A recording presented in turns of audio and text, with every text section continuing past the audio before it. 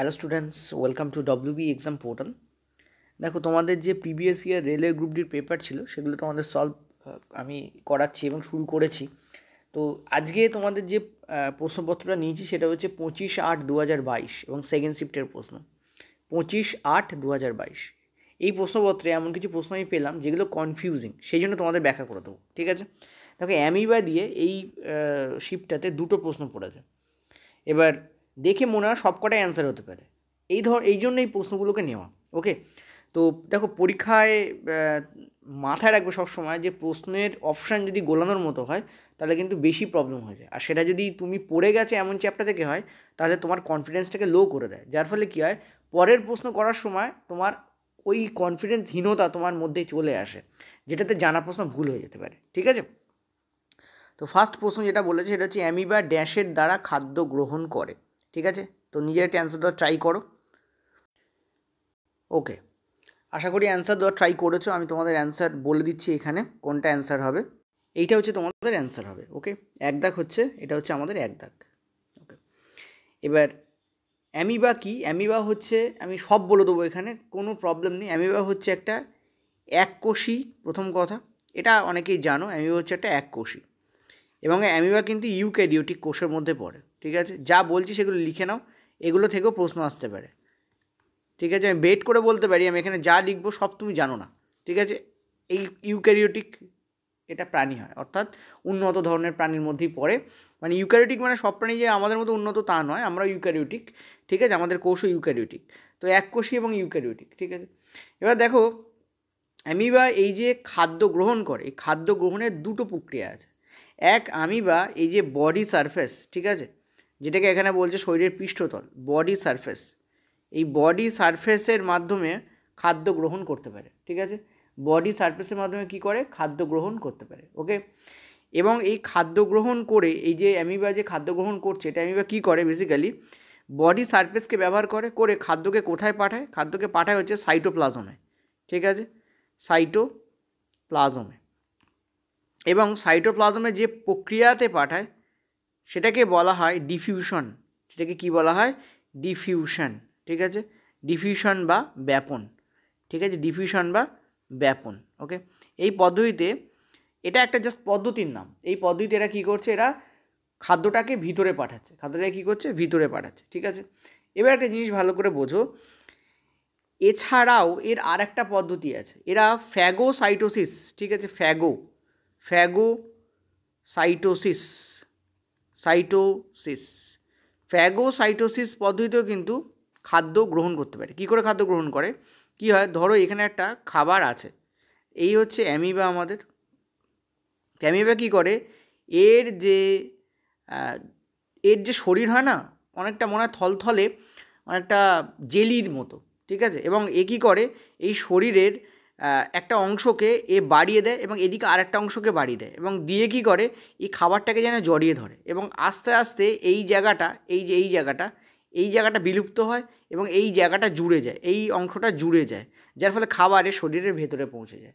এটাকে বলা হয় ফ্যাগোসাইটোসিস পদ্ধতি।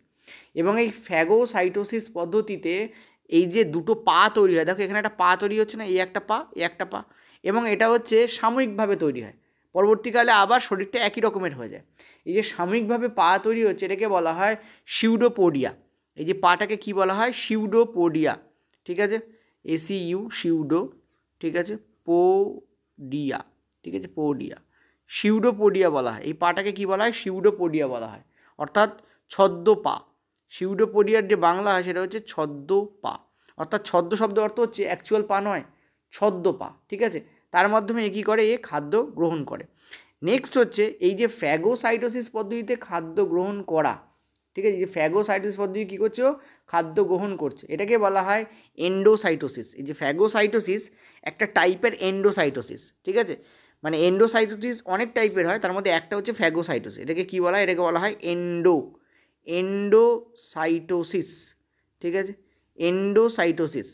এন্ডোসাইটোসিস হচ্ছে একটা টাইপের প্রক্রিয়া যেখানে শরীরের ভেতরে কোনো খাদ্যকে প্রবেশ করানো হয় এইভাবে। এই ফ্যাগোসাইটোসিস তার মধ্যে একটা ধরনের এন্ডোসাইটোসিস, ঠিক আছে?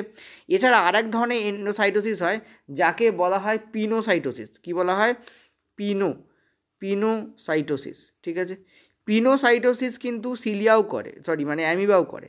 পিনোসাইটোসিস কি, দেখো এই যে ফ্যাগোসাইটোসিস পদ্ধতিতে অ্যামিবা কঠিন খাদ্যকে দেহের ভেতরে আনে। কঠিন খাদ্য বলতে কি বোঝায়, একেবারে বাদামের মতো কঠিন নয়, ঠিক আছে, ওদের কাছে কঠিন যা, সেই কঠিন খাদ্যকে অ্যামিবা কী করে ভেতরে আনে। আর পিনোসাইটোসিস পদ্ধতিতে অ্যামিবা কী করে, তরল এবং তরলে দ্রবীভূত যে খাদ্য তাকে ভেতরে আনে। পিনোসাইটোসিস পদ্ধতিতে অ্যামিবা কী করে, তরল এবং তরলে দ্রবীভূত কোনো খাদ্য যদি থাকে তাকেও কী করে, ও ভেতরে আনে। ক্লিয়ার হয়েছে আশা করি। ফ্লুইড এবং dissolved part in it, fluid জাতীয় খাদ্যকে কী করে ভেতরে আনে, ঠিক আছে, এটা এখানে 2 নম্বর পার্ট। নেক্সট হচ্ছে এছাড়াও অ্যামিবা শরীরের সমগ্র তল দিয়েও কিন্তু কী করতে পারে, জলকে শুষে নিতে পারে, এই যে ব্যাপন বা ডিফিউশন পদ্ধতিতে, এবং ওই জলের মধ্যে বা ওই তরলের মধ্যে যে খাদ্য থাকে সেটা ওর সাইটোপ্লাজমে চলে যেতে পারে। ক্লিয়ার হয়েছে আশা করি, ওকে। আচ্ছা, আরেকটা জিনিস তোমাদের বলে দিই এখানে, যেটা দিয়ে কনফিউশন তৈরি করতে পারে রেল, সেটা হচ্ছে এছাড়াও হয় এক্সোসাইটোসিস, ওটা তো এন্ডো, এটা হচ্ছে এক্সো। তো এক্সোর ব্যাপারটা বুঝতেই পারছো, এক্সো শব্দের অর্থ হচ্ছে বাইরে নিক্ষেপণ, ঠিক আছে। অ্যামিবা বাইরে কিন্তু কি করতে পারে, তার দেহের এক্সট্রা যে জল, সেই এক্সট্রা জলকে কিন্তু, বা এক্সট্রা যে জল বা ইত্যাদি জিনিস তাতে কিন্তু তাকে সেগুলো কিন্তু বাইরে বার করে দিতে পারে। তো এক্সোসাইটোসিস পদ্ধতিতে কী করে, বাইরে বার করে, কী করে, বাইরে বার করে। এটা অ্যামিবাও করে, এক্সোসাইটোসিস পদ্ধতিতেও বাইরে বার করে, আর এন্ডোসাইটোসিস পদ্ধতিতেও শরীরের ভেতর ঢোকায়। হলো ক্লিয়ার। এছাড়া আর একটা প্রশ্ন আছে অ্যামিবা দিয়ে, 2-3টে প্রশ্ন পরে পাবে, সেখানে আরও কিছু জিনিস বলে দেবো। নেক্সট পরের প্রশ্ন, 2 নম্বরের প্রশ্ন বলেছে, একটা বস্তু আছে, আমি আবারও বলবো, তোমরা ইউটিউবে গিয়ে এর যে কোয়ালিটি আছে সেটাকে 1080-তে সিলেক্ট করবে এবং একটু হায়ার করে নেবে, যাতে এইগুলোকে তোমরা পরিষ্কার দেখতে পাও, এবং ভিডিওটাকে তোমরা দেখবে ল্যান্ডস্কেপ মোডে, ঠিক আছে। তো একটা বস্তু আছে যার উচ্চতা হচ্ছে 3 সেমি এবং সেটা 6 সেমি ফোকাস দৈর্ঘ্যের একটা উত্তল দর্পণের মুখ্য অক্ষের ওপর বসানো হয়েছে। দর্পণটির সামনে যদি 20 সেমি দূরত্বে রাখা হয় ওই বস্তুটাকে, তাহলে প্রতিবিম্বটির উচ্চতা কত হবে এবং সেটি কী হবে, মানে সৎ হবে নাকি অসৎ হবে, কী হবে, এটা তোমাকে জিজ্ঞেস করেছে, ঠিক আছে, এটা তোমাকে জিজ্ঞেস করেছে। তো এর যে অ্যান্সার আছে সেটা একবার দেখে নাও, ঠিক আছে, ফার্স্টে অ্যান্সারটা দেখে নাও first. Okay, this is the answer ইয়ার, ঠিক আছে, এবং এটা হচ্ছে আমাদের 2 নম্বর প্রশ্ন, দিস ইজ আবার 2 নম্বর প্রশ্ন। এখানে তোমাদের কী বলেছে, এখানে বলেছে উত্তল দর্পণ, পয়েন্ট টু বি নোটেড, এখানে কী বলেছে তোমাদের, উত্তল দর্পণের কথা বলেছে, ঠিক আছে, অবতল দর্পণ নয়, কিন্তু উত্তল দর্পণের কথা বলেছে, এইটা হচ্ছে ইম্পর্টেন্ট পয়েন্ট। অবতল দর্পণ হলে তো অন্য কথা হতো। দেখো, উত্তল দর্পণ সবসময় ভার্চুয়াল প্রতিবিম্ব তৈরি করে। ভার্চুয়াল মানে হচ্ছে কি, অসৎ প্রতিবিম্ব তৈরি করে। অসৎ প্রতিবিম্ব বলতে কি বোঝায়, সমশীর্ষ প্রতিবিম্বকে বোঝায়, অর্থাৎ যে প্রতিবিম্ব মাথা যেদিকে আছে প্রতিবিম্বের মাথাও সেদিকে থাকে, বস্তুর মাথা যেদিকে আছে। সমশীর্ষ শব্দের অর্থ হচ্ছে শীর্ষ দেশ একই রকমের, অর্থাৎ ধরো এইটা একটা আমাদের পিন আছে, এটাকে যদি আমরা উত্তল দর্পণের সামনে রাখি তাহলে যে প্রতিবিম্ব উৎপন্ন হবে সেটা ছোট প্রতিবিম্ব হবে, এবং কিন্তু পিনের মাথা উপর দিকেই থাকবে। মনে রাখবে, উত্তল দর্পণ always, point to be noted, উত্তল দর্পণ অলওয়েজ ছোট এবং অসৎ প্রতিবিম্ব তৈরি করে। দ্যাট মিন্স ডিমিনিশড, ঠিক আছে, diminished, okay, and virtual, diminished and what, diminished and virtual. এই ডিমিনিশড এবং ভার্চুয়াল প্রতিবিম্ব কিন্তু কে তৈরি করে, এই আমাদের সমশীর্ষ প্রতিবিম্ব কে তৈরি করে, উত্তল দর্পণ তৈরি করে। অবতল দর্পণ হলে অন্য কথা হতো, উত্তল দর্পণ। এখন এখানে কি বলেছে দেখো, এখানে বলেছে, দেখো এখানে কোনো অঙ্ক করারই দরকার নেই, আমরা ভাববো যে অঙ্ক করতে হবে, একটা অঙ্ক করার কোনো দরকার নেই, এক তো এইটাই তৈরি করে। তাহলে তুমি দেখতে পাচ্ছ এখানে বলেছে 3 সেমির কম, মানে কম মানে ছোট, বস্তুর উচ্চতা 3 সেমি ছিল, তার থেকে কম মানে বস্তুটা ছোট হয়ে যাচ্ছে। কিন্তু এখানে অবশিষ্ট বলেছে, অবশিষ্ট মানে হচ্ছে সৎ প্রতিবিম্ব, মানে রিয়েল ইমেজ। তো রিয়েল ইমেজ তো তৈরি করে না, এখানে অবশিষ্ট দেখবো আর কাটবো, এখানে অবশিষ্ট দেখবো আর কাটবো। তাহলে এই দুটো অ্যান্সার হবে, এই দুটোর মধ্যে যেটাতে 3 সেমির কম আছে এবং সমশীর্ষ আছে সেটা অ্যান্সার হবে। এটা কেন কেটে যাচ্ছে, এখানে সমশীর্ষ আছে ঠিক আছে, কিন্তু 3 সেমির বেশি আছে, বেশি কোনো দিনই হয় না, ঠিক আছে, বেশি হলে বড় হয়ে যাবে। তো উত্তল দর্পণ কখনো বড় প্রতিবিম্ব তৈরি করে না, ছোট মানে ডিমিনিশড এবং ভার্চুয়াল ইমেজই তৈরি করে। ওকে, ক্লিয়ার। চলো পরের প্রশ্ন, উত্তল দর্পণ কেমন হয়। উত্তল দর্পণ হচ্ছে এই রকম, এই দর্পণটাকে আমরা বলি উত্তল দর্পণ, ঠিক আছে, এই দর্পণটাকে আমরা কী বলি, উত্তল দর্পণ বলি। এর যে সারফেস এরিয়া, অর্থাৎ এই অংশে কী হয়, ওর আলো রিফ্লেক্ট করে, ঠিক আছে, এই অংশে কী হয়, ওর আলো রিফ্লেক্ট করে, ঠিক আছে, আলো এরকম আসবে এবং এইভাবে রিফ্লেক্ট হয়ে যাবে, এরকম আসবে এবং এইভাবে রিফ্লেক্ট হয়ে যাবে, ঠিক আছে। বিভিন্ন দিকে এ কী করে, এ আলোকে বিভিন্ন দিকে রিফ্লেক্ট করিয়ে দেয়, বিভিন্ন দিকে কী করে, দেখো তাই তো হচ্ছে, যেই এখানে ঠিকরাবে সব বিভিন্ন দিকে ছড়িয়ে যাবে। এইটা হচ্ছে তোমাদের উত্তল দর্পণ। উত্তল, দেখো তলটা কেমন উত্তল, অর্থাৎ উঠে আছে। পরেরটায় চলো। চলো 3 নম্বর প্রশ্ন, এটা প্রশ্নটা ভালো প্রশ্ন, কনসেপচুয়াল প্রশ্ন। বলছি ইস্টের মধ্যে সন্ধান এবং মানবদেহের পেশিকোষে হওয়া অবাত শোষণের মধ্যে সাদৃশ্যতা কোথায়? অর্থাৎ what is the alikeness, what is the similarity,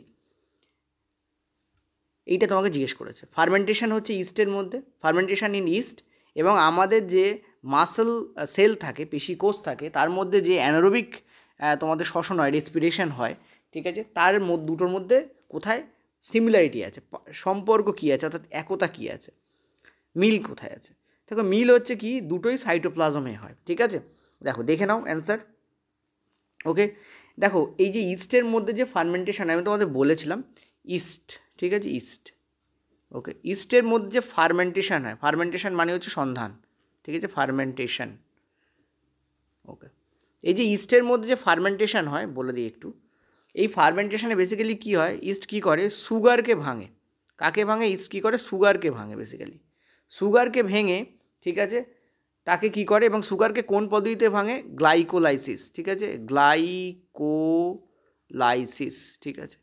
এই যে পদ্ধতি আছে, এই গ্লাইকোলাইসিস পদ্ধতিতে সুগারকে ভাঙে, ভেঙে কি প্রস্তুত করে, ভেঙে প্রথমে প্রস্তুত করে তোমাদের পাইরুভেট, ঠিক আছে, কি প্রস্তুত করে, পাইরুভেট। ওকে, পাইরুভেট প্রস্তুত করে।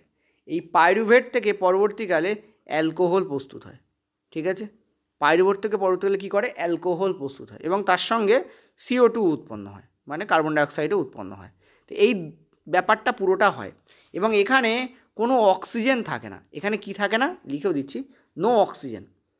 এখানে অক্সিজেন থাকে না, এইটা হচ্ছে ইম্পর্টেন্ট ফ্যাক্ট। কোনো অক্সিজেন এখানে থাকে না। যেহেতু অক্সিজেন থাকে, অক্সিজেন বলে কেটে দিয়েছি, যেহেতু অক্সিজেন থাকে না, আমি এমভাবে না লিখে তোমাদের জন্য, ঠিক আছে, কোনো অক্সিজেন এখানে কী হয় না, কোনো অক্সিজেন এখানে থাকে না, নেই, কোনো অক্সিজেন এখানে নেই। যেহেতু কোনো অক্সিজেন নেই, এই জন্য এইটাকে অক্সিজেনবিহীন প্রক্রিয়া বা সন্ধান বা ফার্মেন্টেশন বলা হয়, ঠিক আছে। সন্ধানের বাংলায় হচ্ছে, মানে ফার্মেন্টেশনের বাংলা হচ্ছে সন্ধান। এবারে জিনিস দেখো, এই সেম প্রসেসটা, আচ্ছা এখানে আরেকটা জিনিস উৎপন্ন হয়, কি উৎপন্ন হয় জানো, এখানে NAD উৎপন্ন হয়, NAD+ উৎপন্ন হয়। NAD যদি পুরো কথা বলি, এখানে লিখতে গেলে জায়গা থাকবে বলে মনে হয় না, সেটা হচ্ছে নিকোটিনামাইড অ্যাডেনাইন ডাইনিউক্লিওটাইড, ঠিক আছে। এটা হচ্ছে ছোটো করে লিখে দিচ্ছি, নিকোটিনামাইড, ঠিক আছে, অ্যাডেনাইন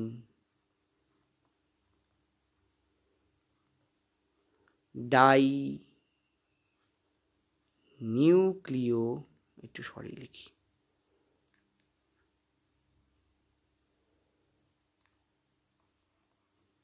ডাইনিউক্লিওটাইড,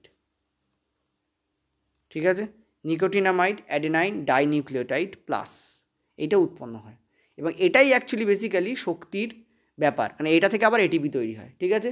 তো নিকোটিনামাইড অ্যাডেনাইন ডাইনিউক্লিওটাইড এটাই হচ্ছে কি, মূল শক্তির স্রোত, এবং এইটা ভাঙনের ফলে ইস্ট শক্তি পায়, এনার্জি পায়, এবং এনার্জি পাওয়ার ফলে এই প্রসেসটা আবার চালায়, আবার এনার্জি পায়, আবার চালায়। এই জন্য ইস্টকে ব্যবহার করা হয় ফার্মেন্টেশনে। আর এই যে অ্যালকোহল উৎপন্ন হয়, এটাকে বলা হয় অ্যালকোহল ফার্মেন্টেশন, যেহেতু অ্যালকোহল উৎপন্ন হচ্ছে তাই। এটুকু বোঝা গেছে, একদম শিওর শর্ট, ঠিক আছে। এবার একটা জিনিস দেখো, সেটা হচ্ছে যে এই যে আমাদের এখানে লেখা রয়েছে পেশিকোষে যে অবাত শোষণ হয়, দেখো পেশিকোষে যে অবাত শোষণ হয় বেসিক্যালি, সেখানে কী হয় সেটা একটু তোমাদের বলি। পেশিকোষে দেখো, আমরা যখন ইন্টেন্সিভ এক্সারসাইজ করি, মানে মারাত্মক প্রচুর পরিমাণে ব্যায়াম করছি, ঠিক আছে, তখন পেশিকোষে অ্যানারোবিক, ঠিক আছে,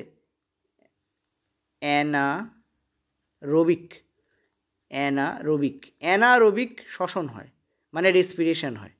এই অ্যানারোবিক শ্বসন বা রেসপিরেশনে কী হয়, এখানেও অক্সিজেন লাগে না, এখানেও কী লাগে না, অক্সিজেন লাগে না। বেসিক্যালি আমরা দেখবে যখন দৌড়ই, তখন আমাদের জোরে শ্বাস নিতে হয়, কেন নিতে হয়, জোরে শ্বাস কেন নিতে হয়? জোরে শ্বাস নিতে হয় এই কারণে, কারণ আমাদের শরীরে যে বেশি অক্সিজেন দরকার হয়, আমাদের পেশিকোষগুলোতে আমাদের পায়ের পেশি কাজ করছে, হাতের পেশি কাজ করছে, ইনফ্যাক্ট আমাদের দৌড়ের সময় সব পেশি কাজ করে। রেলওয়ে গ্রুপ ডির সময় তো দৌড়েছো, ঠিক আছে, সব পেশি কাজ করে। যখন কাজ করে তখন শরীরে বেশি পরিমাণ অক্সিজেন দরকার হয়, কিন্তু কিছু কিছু সময় কী হয়, যা অক্সিজেন আমরা নেই তার থেকে বেশি কাজ করে ফেলি, ফলে সেই পরিমাণ অক্সিজেন যথেষ্ট হয় না। তখন যেটা হয় সেটা হচ্ছে শরীরে অক্সিজেনের অভাবে গ্লুকোজের পার্শিয়াল ভাঙন হয়। গ্লুকোজ পুরোটা ভাঙে না, খানিকটা ভাঙে, এবং খানিকটা ভাঙার ফলে উৎপন্ন হয় ল্যাকটিক অ্যাসিড। কি উৎপন্ন হয়? Lactic acid. এই যে ল্যাকটিক অ্যাসিড উৎপন্ন হচ্ছে, এই ল্যাকটিক অ্যাসিড কী হয়, পেশি কোষে জমা হয় এবং পেশিতে খিঁচুনি বা ক্র্যাম্প দেখা যায়, ঠিক আছে। এবং এটা কেন হয়? অ্যানারোবিক শ্বসনের ফলে। কারণ অ্যানারোবিক শ্বসনে গ্লুকোজ পার্শিয়াল ভাঙে, গ্লুকোজ পুরোটা ভাঙতে পারে না শ্বসনের অভাবে, ফলে ল্যাকটিক অ্যাসিড উৎপন্ন হয়। এবং এই ল্যাকটিক অ্যাসিড কিন্তু কোষে জমে এবং যার ফলে মাসল ক্র্যাম্প, ঠিক আছে, পেশি খিঁচুনিটা দেখা যায়। ক্লিয়ার হয়েছে আশা করি। আচ্ছা, আরেকটা জিনিস বলি, এই যে এটা তো দেখতেই পেলে কী সম্পর্ক আছে, এই যে ইস্টের ক্ষেত্রে এটা সাইটোপ্লাজমে হয়, আমাদের শরীরেও এটা সাইটোপ্লাজমেই হয়। কিন্তু যদি অ্যারোবিক রেসপিরেশন হয়, অ্যারোবিক মানে হচ্ছে উইথ অক্সিজেন, অ্যারোবিক শব্দ অর্থ হচ্ছে এয়ার সমেত, এয়ার মানে কি বাতাস, ঠিক আছে, এটা হচ্ছে কি with oxygen, O2, with oxygen. Aerobic respiration বা অ্যারোবিক শ্বসন যদি হয় তখন সেটা কিন্তু মাইটোকন্ড্রিয়ায় হয়, ঠিক আছে, তখন সেটা কী হয়? মাইটোকন্ড্রিয়ায় হয়, ঠিক আছে, মাইটোকন্ড্রিয়া, কোষের যে মাইটোকন্ড্রিয়া থাকে তাতে কিন্তু এটা হয়, ঠিক আছে, এটা মনে রাখবে। চলো পরের প্রশ্ন। নেক্সট প্রশ্ন কী বলছে দেখো, বলছে অ্যামিবার দেহে জলের পরিমাণ সঠিকভাবে বজায় রাখার জন্য কোন অঙ্গটি গুরুত্বপূর্ণ ভূমিকা পালন করে? ঠিক আছে, এর অ্যান্সার তোমাদের হবে সংকোচনশীল কোষ গহ্বর বা কন্ট্রাকটাইল ভ্যাকুয়াল, ঠিক আছে। দেখে নাও অ্যান্সার, দেখে নাও এখানে, yes, this is the answer, সংকোচনশীল কোষ গহ্বর বা কন্ট্রাকটাইল, ঠিক আছে, লিখে দিচ্ছি আমি এখানে, কন্ট্রাকটাইল। পরীক্ষার সময় কন্ট্রাকটাইল শব্দটা যদি বাংলায় লিখে ভ্যাকুয়াল দিয়ে দেয় তখন প্রবলেমে পড়ে যাবে, ঠিক আছে, কন্ট্রাকটাইল ভ্যাকুয়াল। এই কন্ট্রাকটাইল ভ্যাকুয়াল যেটা হয় বা কোষ গহ্বর, সংকোচনশীল ইংরেজি হচ্ছে কন্ট্রাকটাইল, সেটা কী করে, সেটা এখানে কাজ করে। এবার একটা জিনিস তোমাদের একটু ভালো করে বলি, এই যে সংকোচনশীল কোষ গহ্বর যেটা হয়, ঠিক আছে, এটা অ্যাকচুয়ালি কী হয়, অসমো রেগুলেশন করে, ঠিক আছে, অসমো রেগুলেশন করে, ঠিক আছে, অসমো রেগুলেশন করে। অসমো রেগুলেশন কি? অসমো রেগুলেশন হচ্ছে শরীরে এক্সট্রা যে জল থাকে, শরীরে এক্সট্রা যে জল থাকে, ঠিক আছে, জলে দ্রবীভূত যে পদার্থ থাকে, জল বা জলীয় পদার্থ থাকে, তার ব্যালেন্স বজায় রাখা, পদার্থের ব্যালেন্স বজায় রাখা, ঠিক আছে, ব্যালেন্স বলে ছেড়ে দিচ্ছি, ব্যালেন্স বজায় রাখা, ঠিক আছে, ব্যালেন্স কে করে এটা? এই কন্ট্রাকটাইল কোষ গহ্বর করে। এক্সট্রা যদি কোনো জল থাকে নিজের মধ্যে ঢুকিয়ে নেয়, নিয়ে এটাকে বাইরে বার করে দেয়, মানে এ বেসিক্যালি রেচনেও হেল্প করে, রেচন বা এক্সক্রিয়েশন, ঠিক আছে। তো বলছিলাম না এই শিফটে এক্সক্রিয়েশন, বলছে এই শিফটে দুটো প্রশ্ন পড়েছে, অ্যামিবার উপরে দেখো দুটো প্রশ্ন পড়েছে, ঠিক আছে, একটা হচ্ছে এক্সক্রিয়েশনে হেল্প করে মানে রেচনে হেল্প করে, এক্সট্রা যা জিনিস আছে সেগুলো জলের মধ্যে ঢোকায় এবং বার করে দেয় শরীর থেকে, এটাও সংকোচনশীল কোষ গহ্বর করে। আর এর ফলে সে অসমো রেগুলেশনও করে, ভেরি ভেরি ইম্পর্ট্যান্ট, কারণ অ্যামিবার দেহে যদি বেশি পরিমাণ জল চলে যায় শরীর ফেটে যাবে, ঠিক আছে, সেই জন্য এটা করার প্রয়োজন হয়। ওকে, ক্লিয়ার। চলো নেক্সট, পরের প্রশ্ন। এটা সম্ভবত 4 দাগ হচ্ছে তোমাদের, 4 দাগ কি 5 দাগ 6 দাগ হচ্ছে মনে হয়। চলো পরের প্রশ্ন। ওকে, আগেরটা তোমাদের অ্যাকচুয়ালি 4 দাগ ছিল, এটা তোমাদের 5 দাগ, ঠিক আছে। চলো নিজের আগে অ্যান্সার দাও। বলছে যে দুটো রোধক আছে এ এবং বি, এবং এদের যে টোটাল ভ্যালু দেওয়া রয়েছে, একটা 5 ওহম, একটা 10 ওহম, মানে এ এর ভ্যালু হচ্ছে 5 ওহম, বি এর ভ্যালু হচ্ছে 10 ওহম। তাদেরকে 5 ভোল্টের ব্যাটারির সাথে যুক্ত করা হয়েছে এবং শ্রেণী সমন্বয়ে যুক্ত করা হয়েছে। তো রোধ এতে উৎপন্ন ক্ষমতার সাথে রোধ বিতে উৎপন্ন ক্ষমতার অনুপাত কত, অর্থাৎ পাওয়ার যেটা উৎপন্ন হবে তার অনুপাত কত জিজ্ঞেস করা হয়েছে। কনসেপচুয়াল প্রশ্ন, ঠিক আছে, অ্যান্সার দেখে নাও। তো this is the correct answer, 1:2। মনে রাখবে যদি এটা শ্রেণী সমবায় হয়, ঠিক আছে, যদি এটা কি হয়, শ্রেণী সমবায় হয়, ঠিক আছে, অর্থাৎ সিরিজ সার্কিটিং যদি হয়, সিরিজে যদি থাকে, সিরিজে থাকা মানে কি, একটা 5 ওহম, ঠিক আছে, আর তার সঙ্গে যুক্ত আছে একটা 10 ওহম, ঠিক আছে, একটা 5 ওহম যুক্ত আছে, তার সঙ্গে যুক্ত আছে একটা 10 ওহম, এবং তাদেরকে কি করা হয়েছে, একটা ব্যাটারির সাথে কানেকশান করানো আছে, এবং সেটা একটা কত ওহমের ব্যাটারি বলেছে এখানে, 5 ভোল্টের ব্যাটারি বলেছে, ঠিক আছে, প্লাস মাইনাস 5 ভোল্টের ব্যাটারি বলছে। টোটাল ফিগারটা হচ্ছে এরকম গিভেন আছে। এবার কি বলছে যে এবার একটা তোমরা তো জিনিস একটা জানো, সেটা কি, যে এই টোটাল 5 ভোল্টের মধ্যে দিয়ে যদি কারেন্ট আই প্রবাহিত হয় তাহলে এর মধ্য দিয়েও কারেন্ট আই প্রবাহিত হবে, এর মধ্য দিয়েও কারেন্ট আই প্রবাহিত হবে। কারণ শ্রেণী বর্তনীতে ব্যাটারির মধ্যে দিয়ে যা কারেন্ট যায়, দুটো যে রোধ থাকে তাদের মধ্য দিয়ে সেম টু সেম কারেন্ট যায়, কোনো কারেন্টের ভেদাভেদ হয় না। ঠিক আছে, একই লাইনে আছে তো একই কারেন্ট যাবে। ঠিক আছে, এটা গেল। আমি তোমাদের পেডে আলোচনা করেছিলাম যে কেন যায় আর সমান্তরাল বর্তনীতে কেন যায় না।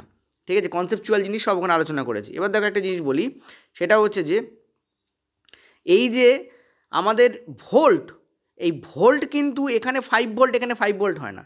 ভোল্ট যদি এখানে V1 হয়, এখানে ভোল্ট কিন্তু V2 হয়ে যাবে, মানে দুটোর যোগফল ডেফিনেটলি 5 ভোল্টই হবে।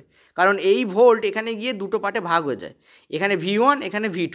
ঠিক আছে, আরেকটা জিনিস মনে রাখবে, আমাদের যে পাওয়ারের যে ফর্মুলা আমরা জানি সেটা কি জানি, ভোল্ট আর দিয়ে দেখো আই তো সেম, সো আইকে আমাদের এখানে কনসিডারেশন আনার দরকার নেই। পাওয়ারের 3টে ফর্মুলা হয়। ঠিক আছে, তো 3টে ফর্মুলার আমরা কি জানি, আমরা জানি একটাতে ভোল্ট এবং আই দিয়ে থাকে, একটাতে আই এবং আর দিয়ে থাকে, আর একটাতে ভি এবং আর দিয়ে থাকে। তো আমাদের এখানে ভি আর আর কি আমরা কাজে লাগাবো, কারণ এখানে আর আলাদা আর ভোল্ট আলাদা, আই তো আমাদের সেম, তো আইয়ের ব্যাপার এখানে নেই কিছু। তো আমরা জানি ফর্মুলাটা হয় হচ্ছে ভি স্কোয়ার বাই আমাদের কী হয়, আর হয়, ভি স্কোয়ার বাই আর হয়। তোমরা চাইলে এই ফর্মুলাকে ইউজ করেও দেখতে পারো, বাট একটা জিনিস মাথা রাখবে, অলওয়েজ মাথা রাখবে যে এই যে শ্রেণী বর্তনী, কী বর্তনী এটা, শ্রেণী বর্তনী। শ্রেণী বর্তনীতে যদি থাকে আর তোমাদের যদি পাওয়ারের অনুপাত জিজ্ঞেস করে, যদি রোধ আলাদা হয় তাহলে পাওয়ারের অনুপাত রোধের অনুপাতের সমান হয়। ঠিক আছে, পাওয়ারের যে অনুপাত সেটা রোধের অনুপাতের সমান হয়। তো 5:10 এটা হয়ে যাবে 1:2। মানে এটা করার জন্য এই ফর্মুলা ব্যবহার করার কোনো দরকার নেই, এই জন্য এখানে অ্যান্সার দিয়েছে 1:2। কি অ্যান্সার দিয়েছে, 1:2। ঠিক আছে, কখনো হয় শ্রেণী বর্তনীতে হয়, পয়েন্ট টু বি নোটেড, কখনো হয় শ্রেণী বর্তনীতে। এটা কিন্তু ভীষণ ইম্পর্ট্যান্ট ফ্যাক্টর। ঠিক আছে, এটা একটু মনে রাখবে, নইলে কিন্তু গন্ডগোলে পড়ে যাবে নিজেরা। ওকে, আচ্ছা, আর একটা জিনিস বলি, আমাদের পেড কোর্সের ব্যাপারে সামান্য একটু কথা বলে দেবো। দেখো, বেসিক্যালি এই দুটো ব্যাচ আমাদের চলছে, সোজা কথা বলতে। ঠিক আছে, দুটো নয়, অ্যাকচুয়ালি 4টে ব্যাচ চলছে। তার মধ্যে এই দুটো হচ্ছে মেন ব্যাচ, এটা হচ্ছে ব্যাচ 1 এবং ব্যাচ 2। ব্যাচ 1-এ আমরা পড়াচ্ছি ম্যাথ। ঠিক আছে, ব্যাচ 1-এ আমরা ম্যাথ পড়াচ্ছি। ওকে, এবং এটাকে দেওয়া হয়েছে এই যে পাটিগণিত এবং অ্যাডভান্স ব্যাচ নাম দেওয়া হয়েছে, আর এটার নাম দেওয়া হয়েছে তোমাদের এনসিইআরটি বিক্রম ব্যাচ। ঠিক আছে, এনসিইআরটি এটা নাম দেওয়া হয়েছে এনসিইআরটি বিক্রম ব্যাচ। ঠিক আছে, বিক্রম ব্যাচ। তো এই দুটো ব্যাচ আমাদের পড়ানো হচ্ছে, এটা হচ্ছে ব্যাচ 2। ঠিক আছে, এটা হচ্ছে ব্যাচ 2, ওটা ব্যাচ 1। ব্যাচ 1টা ম্যাথের, ব্যাচ 2টা হচ্ছে তোমাদের সায়েন্সের। এবার দেখো, এই যে আমাদের যে ব্যাচ 1 মানে 2 আছে, তার যে প্রাইস আছে 499। যারা নিউ স্টুডেন্ট তাদের জন্য এই মুহূর্তে 99 টাকা ছাড় আছে। ঠিক আছে, তোমরা চাইলে এটাকে অ্যাডমিনের সঙ্গে কথা বলতে পারো, আমাদের ফোন নাম্বার এখানে দেওয়া আছে 8670838797। এখানে তোমরা অনলি হোয়াটসঅ্যাপ করতে পারবে, ডু নট কল। তাও অনেকে কল করে, আমি বারবার বলবো please do not call, WhatsApp করো। হোয়াটসঅ্যাপ করলে তোমরা কিন্তু এই ছাড়টা কীভাবে পাবে সেটা অ্যাডমিন বলে দেবেন। একটা কুপন কোড আছে, সেটা মারলেই এই ছাড়টা চলে আসবে। ঠিক আছে, এটা গেল প্রথম কথা। নেক্সট যেটা ব্যাপার সেটা বলে দিই, এখানে ফিজিক্স, কেমিস্ট্রি, বায়োলজি পড়ানো হবে, তার সঙ্গে চ্যাপ্টার তো ডেফিনেটলি ডিটেলস পড়ানো হবে, মক টেস্ট করানো হবে, পিডিএফ করানো হবে।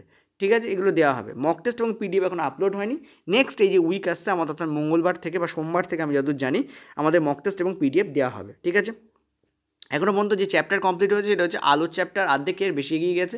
আর প্রবাহিত তড়িতের চ্যাপ্টার 100% বলবো না, 99% কভার হয়েছে, কারণ মক টেস্ট বাকি আছে। ঠিক আছে, আচ্ছা, এটা গেল। আর এইটা যে তোমাদের করানো হচ্ছে, এটা কিন্তু নিউমেরিক্যাল স্টেরিক্যাল সবই এর মধ্যে ঢুকে যাবে। ঠিক আছে, বায়োলজিটা যা ফিগার বেস প্রশ্ন আসে যত, সবই এখানে ইনক্লুড হয়ে যাবে। ঠিক আছে, তো railway, group D, LP, tech ইত্যাদি সবার জন্য এটা ইউজফুল হবে। CBT 1 এবং CBT 2 এ যে জেনারেল সায়েন্সের পার্টটা থাকে তার জন্য। ইঞ্জিনিয়ারিং ড্রয়িংয়ের জন্য এর মধ্যে নেই, আলাদা করে তোমাদের করানো হবে। ঠিক আছে, গেল। নেক্সট হচ্ছে এই যে তোমাদের ব্যাচ 1, এটা হচ্ছে তোমাদের পাটিগণিত এবং অ্যাডভান্স ব্যাচ। পাটিগণিত এবং অ্যাডভান্স ব্যাচ সবই শুরু হয়েছে, পাটিগণিত এখন চলছে, CISI চ্যাপ্টার আমাদের কমপ্লিট হয়েছে মোটামুটি। ঠিক আছে, আর অ্যাডভান্স এখনও ক্লাস শুরু হয়নি, হবে। আচ্ছা, এখানে তোমরা অ্যাডভান্স বলতে কি, কোঅর্ডিনেট জিওমেট্রি, ত্রিকোণমিতি, এগুলো যা যা অ্যাডভান্স লেভেলে হয় সেই ম্যাথগুলো সব তোমরা পেয়ে যাবে।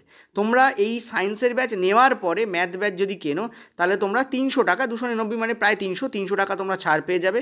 ঠিক আছে, যখন যদি তোমরা 500 কুপন ইউজ করো, কিন্তু সেটা ম্যাথ কেনার পরে। এই কুপন কাজ করবে তখনই যখন তুমি সায়েন্স কিনে ফেলবে। এই ব্যাচটা, অর্থাৎ সায়েন্সের যে এই ব্যাচটা 99 টাকা ছাড়ে তুমি কিনলে, কেনার পরে তুমি যদি ম্যাথ কেনার কথা ভাবো, তখন তুমি এই 500 কুপন ইউজ করতে পারবে, এবং করলে এই যে আছে এইটা তুমি 299 টাকা ছাড় পেয়ে যাবে। ঠিক আছে, এটা তুমি 299 টাকা কী পেয়ে যাবে, ছাড়বে, মানে ফ্ল্যাট 299 ছাড় পাবে, অর্থাৎ 300 টাকা তোমার ব্যাচটা হয়ে যাবে।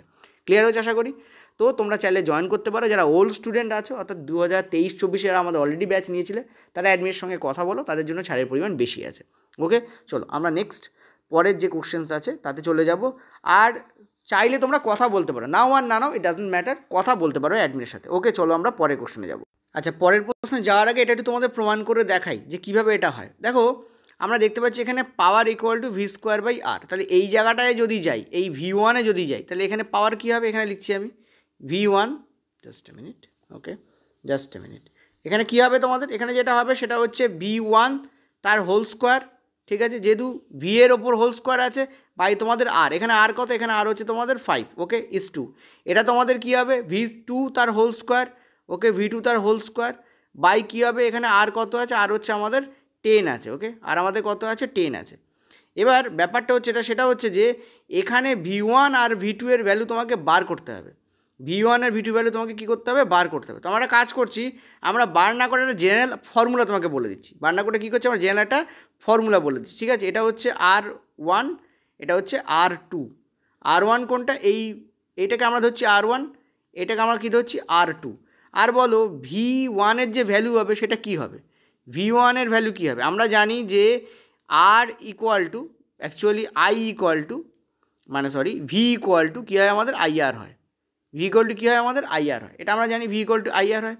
তার মানে বেসিক্যালি কি V বাই I হয়ে যাবে আর এর মান। এই যে আর এর মান, আর এর মান কী হয়ে যাবে? V বাই I, ঠিক আছে, আর এর মান কী হয়ে যাবে? V by I। তো R1-এর জন্য এই জায়গায় যে R1 আছে, ভালো করে বুঝবে, এই জায়গায় যে R1 আছে, এই জায়গায় আমি লিখতে পারি V1 বাই I, এই যে আমি লিখতে পারি V1 বাই I, ঠিক আছে। আর এই জায়গায় যে R2 আছে, এখানে আমি লিখতে পারি V2 বাই I, কারণ I তো সেম, কিন্তু ভোল্টেজ এখানে V2 যেখানে 10, আর এখানে V1 যেখানে 5, 5কে আমরা R1 আর 10কে আমরা R2 ধরেছি, সেই জন্য R1-এর জায়গায় এটা লিখলাম আর R2-এর জায়গায় এটা লিখলাম। এবার দেখো এখানে বেসিক্যালি কী হচ্ছে, এই I তো কেটে বেরিয়ে যাচ্ছে, আর এই V1 এই স্কোয়ারকে কাটলে, দেখো এই যে এই V1 এই স্কোয়ারকে যখন কাটবে তখন এখানে V1 চলে আসছে, ইয়েস নো বলো, ঠিক আছে। আর এই যে V2, ভালো করে বুঝবে, এই যে V2, এই V2 যখন একে কাটবে, ভালো করে বোঝো, এই যে V2, এই V2 যখন একে কাটবে তখন এখানে V2 চলে আসে। তার মানে V1 ইস টু V2ই বেসিক্যালি এখানে পাওয়ার 1 ইস টু পাওয়ার 2 এর কাজ করবে, ঠিক আছে। পাওয়ার 1 ইস টু পাওয়ার 2 কী করে হলো? এখানে যে পাওয়ার উৎপন্ন হবে সেটা হবে পাওয়ার 1, এখানে যে পাওয়ার উৎপন্ন হবে সেটা হবে পাওয়ার 2। প্রথমের জন্য পাওয়ার 1, দ্বিতীয়ের জন্য পাওয়ার 2 বলেছি। আমরা আবার এটাও জানি যে এখানে ভোল্টেজের যে অনুপাত হয় সেটা রোধের অনুপাতের সমান হয়।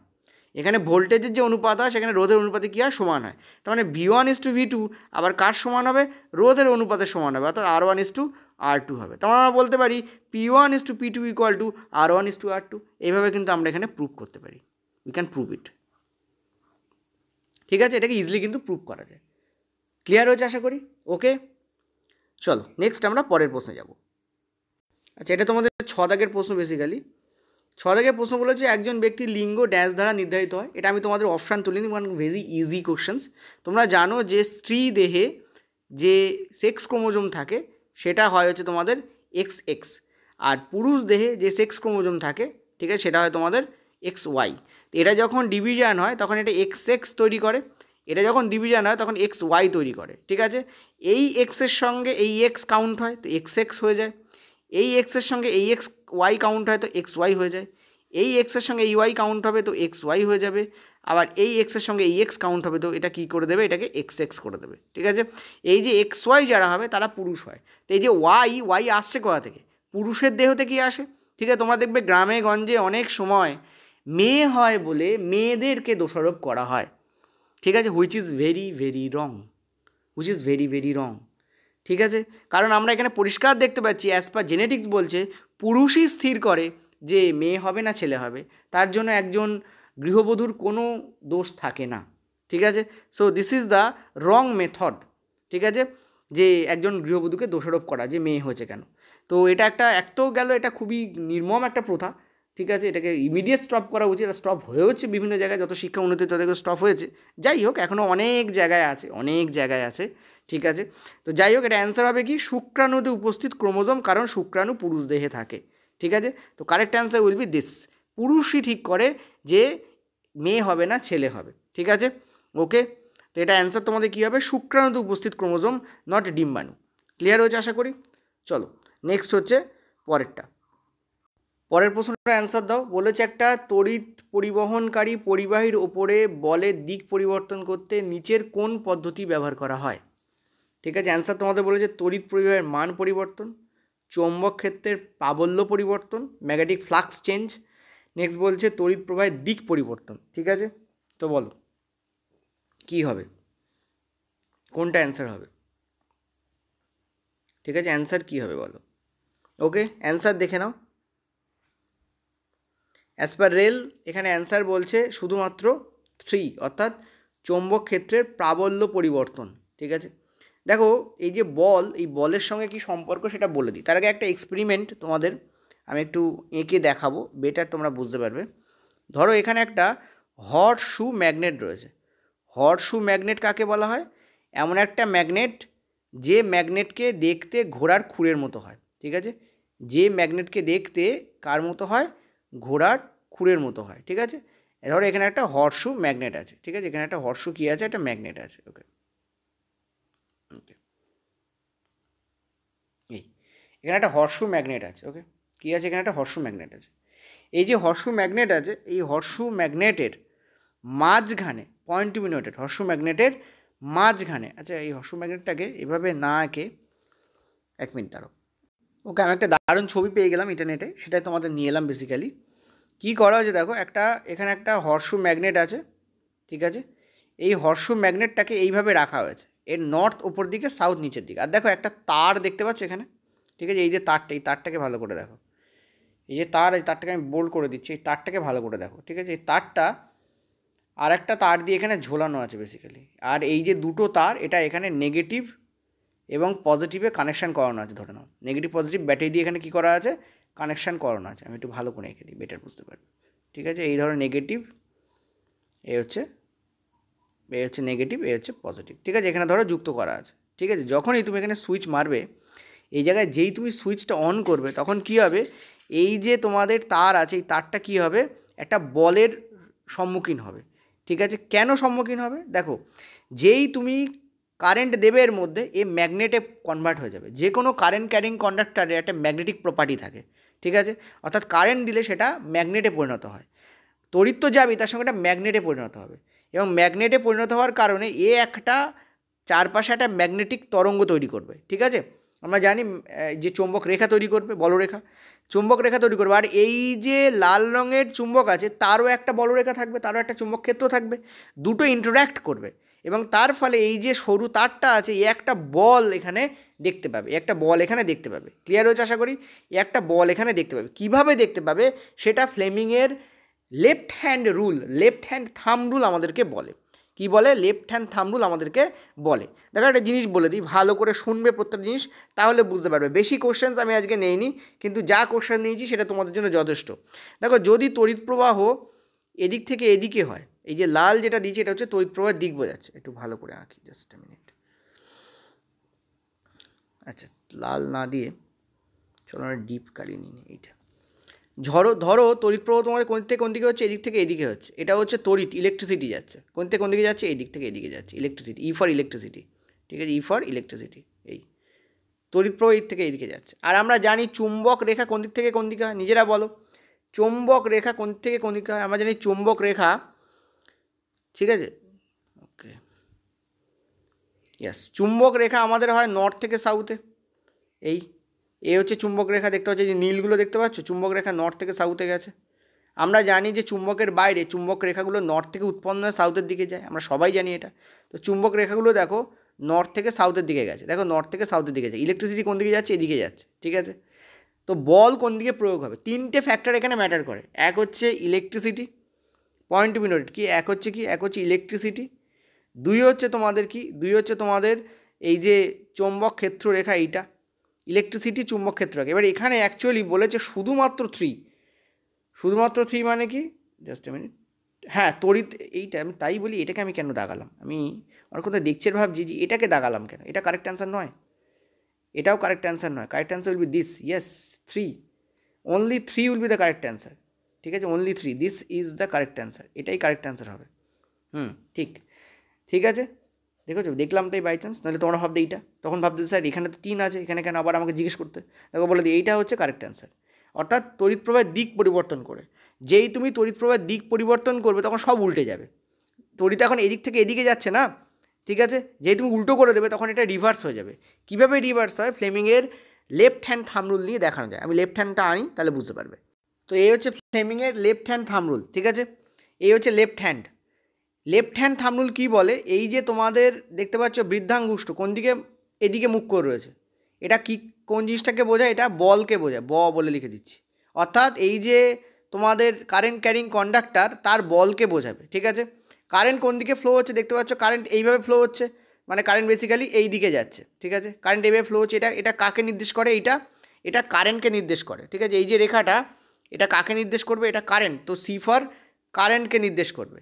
আর এই নিচে যেটা আছে নিচে, এইটা কাকে নির্দেশ করবে, এটা কাকে নির্দেশ করবে, এটা হচ্ছে চুম্বক ক্ষেত্র রেখাকে নির্দেশ করবে। তো আমি বলে লিখে দিচ্ছি, এটা চুম্বক ক্ষেত্র রেখাকে নির্দেশ করবে, চয়সু বলে লিখে দিচ্ছি, ঠিক আছে। তার মানে তুমি ভাবো বল কোন দিকে প্রয়োগ হচ্ছে, বল এই দিকে প্রয়োগ হচ্ছে, কোন দিকে, দেখো এই দিকে রয়েছে, তার মানে এই যে কারেন্ট ক্যারিং কন্ডাক্টরটা কোন দিকে সরবে, এই দিকে সরে যাবে। কোন দিকে সরবে, এই দিকে সরে যাবে। কারণ দেখো ভালো করে বোঝো, তড়িৎ কোন দিকে ফ্লো হচ্ছে, এইদিকে ফ্লো হচ্ছে, এই যে এইদিকে ফ্লো হচ্ছে, এই যে দিকে দিয়েছি আমি। চুম্বক ক্ষেত্র রেখাগুলো কোন দিকে আছে, এখন নিচের দিকে আছে, তাহলে বল কোন দিকে হবে, এই দিকে, অর্থাৎ ইস্টের দিকে। এ দেখো ইস্টের দিকে সরে যাবে, দেখো ইস্ট, ঠিক আছে, ক্লিয়ার হয়েছে আশা করি। তো এবার তুমি যদি এই যে কারেন্ট ক্যারিং যেটা এদিকে ফ্লো হচ্ছে, এটা যদি উল্টো করে দাও, তাহলে এই যে রেখাটা আছে সেটা এই দিকে সরে যাবে, বাইরের দিকে সরে আসবে। যেটা মানে তোমার রাইটের দিকে যাচ্ছে সেটা লেফটের দিকে আসবে, ঠিক আছে, এইভাবে কিন্তু কাজ করে। তো ক্লিয়ার মনে রাখবে, এটা ফ্লেমিংয়ের লেফট হ্যান্ড থাম্ব রুল, ঠিক আছে, Fleming left hand thumb rule অনুযায়ী হয়, লেফট হ্যান্ড থাম্ব রুল অনুযায়ী হয়, থাম্ব রুল THUMB, ফ্লেমিংয়ের যে লেফট হ্যান্ড থাম্ব রুল আছে সেই অনুযায়ী এটা কিন্তু কাজ করে। তো correct answer will B only 3A। দেখো একটা জিনিস বোঝাতে কতক্ষণ সময় লাগে, কারণ এগুলো পিওরলি কনসেপচুয়াল প্রশ্ন, পিওরলি কনসেপচুয়াল। এ তো সোজা জিনিস জিজ্ঞেস করেছে, এর থেকে জটিল জিনিসও জিজ্ঞেস করা যায় সেই জাস্ট এই কোশ্চেনটা থেকেই, এই কোশ্চেনটাকে বেস করেই জটিল জিনিস জিজ্ঞেস করা যায়। তো চুম্বক ক্ষেত্র এবং জিনিস আমি তোমাদের পেডে ডিটেলে পড়াবো, মানে ওরকম ডিটেল হয়তো খুব কমই পেয়েছো কোনো জায়গায়, ঠিক আছে, ফ্রিতেও আমি পড়াবো, চিন্তা করার কোনো কারণ নেই। কিন্তু দেখো অ্যাকচুয়ালি কী হয়, আমি এই একটা টপিক নিয়ে ওখানে 30 মিনিট আলোচনা করি। এবার তুমি বলো আমি যদি পেডে একটা টপিক নিয়ে 30 মিনিট আলোচনা করি আর ফ্রিতে যদি সেম জিনিসটা করি, শুধু এইটা নিয়ে আমি 30 মিনিট আলোচনা করবো, তাহলে তুমি বলো ধৈর্য থাকবে? কিন্তু ওখানে কি তোমরা যখন পেমেন্ট করো তখন তোমরা ভাবো যে স্যার পেমেন্ট করেছি শুনতে তো হবে, এরকম একটা ব্যাপার কাজ করে, ঠিক আছে। তো সেই জন্য ওখানে ছোটো ছোটো করে ভাগ করে প্রত্যেকটা জিনিস তোমাদের বোঝানো হচ্ছে, বোঝাবো। এখন একটা শুরু করে নিয়ে চ্যাপ্টার শুরু করবো, ঠিক আছে। চলো নেক্সট পরের প্রশ্নে। আচ্ছা, এটা একটু ইজি প্রশ্ন, সেই জন্য আমি অপশানগুলোকে তুলে দিইনি। বলছে নিম্নলিখিত কোন বিবৃতিটা ভুল। ইজি প্রশ্ন হলেও তোমরা অনেক সময় কিন্তু এখানে অ্যান্সার করতে উল্টোপাল্টা করো। তো বলেছে যে প্রথম প্রশ্ন বলেছে যে সেটা হচ্ছে যে বিকর্ষণ চুম্বকত্ব একটি নিশ্চিত পরীক্ষা। এটা কিন্তু কারেক্ট। বিকর্ষণ, দেখো একটা চুম্বকের নর্থ অপর চুম্বকের নর্থকে ডেফিনেটলি কী করবে, বিকর্ষণ করবে, বিকর্ষণ করবে। এবং একটা চুম্বকের সাউথ অপর চুম্বকের সাউথকেও বিকর্ষণ করবে। তো ডেফিনেটলি ক্লিয়ারলি বিকর্ষণ চুম্বকের ক্ষেত্রে অন্যতম একটা ধারণা, এটা দিয়ে প্রমাণ করা যায় যে চুম্বকত্ব আছে না নেই। নেক্সট বলছে যে চুম্বকক্ষেত্রের অভ্যন্তরে একটি বিন্দুতে বেশ কয়েকটি চুম্বকক্ষেত্র রেখা পরস্পরকে ছেদ করে। আমরা জানি চুম্বকক্ষেত্রের রেখাগুলো কোনো দিনই একে অপরকে ছেদ করা। যদি আমরা একটা চুম্বককে দেখি ক্লিয়ারলি, ঠিক আছে, যদি আমরা একটা চুম্বককে দেখি, এটা ধরো চুম্বক, ঠিক আছে, এর যদি নর্থ এটা হয়, এর যদি সাউথ এটা হয়, আমরা জানি চুম্বকক্ষেত্রের রেখাগুলো নর্থ থেকে বেরোয় সাউথে গিয়ে ঢোকে, নর্থ থেকে বেরোয় আর সাউথে গিয়ে ঢোকে, ঠিক আছে। নিচেও এটা হবে, সমগ্র তলে থাকে, বেসিক্যালি নিচেও হয়, পাশে হয়, সমগ্র তলে বিরাজমান হয়, ঠিক আছে। সেই জন্য এটা কিন্তু একমাত্রিক ব্যাপার নয়, এটা 3D বলতে পারো। তো সেই জন্যই এক্ষেত্রে যেটা ব্যাপার সেটা হচ্ছে কি, যে কখনোই একে অপরকে ছেদ করে এটা ভুল ধারণা, এটা কখনোই ছেদ করে না, ঠিক আছে।